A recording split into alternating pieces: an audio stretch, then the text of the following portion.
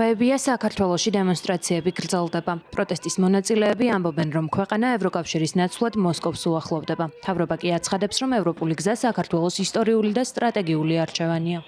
საგარეო საქმეთა მინისტრი მაკა ბოჭორიშვილი ევრონიუსთან საუბრისას ამბობს, რომ საქართველოში არსებულ ვითარებასთან დაკავშირებით არსებობს შეფასებები, რომლებიც ხშირად რეალობისგან ძალიან შორსაა. ის მტკიცებით ყველაფერი უკავშირდება არჩევნების შედეგებს, რომლის აღიარებაზეც საქართველოში ზოგიერთი ჯგუფი უარს ამბობს.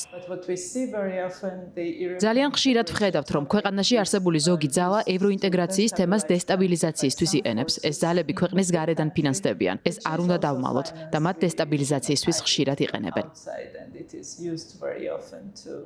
მაკა ბოჭორიშვილი ამბობს, რომ საქართველო მზადაა ევროკავშირს შეუერთდეს და რომ ევროკავშირი რეგიონში საიმედო პარტნიორად რჩება, თუმცა უკმაყოფილებას გამოთქვამს ევროკავშირის პოზიციის მიმართ.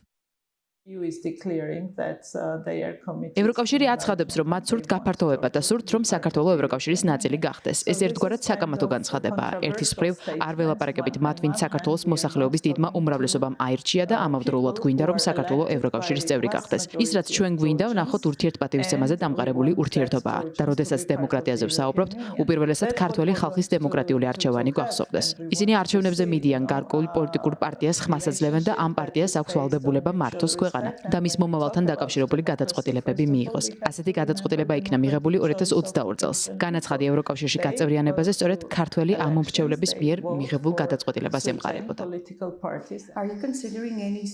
განიხილავთ შემდგომ ნაბიჯებს ამ პრობლემის მოსაგვარებლად.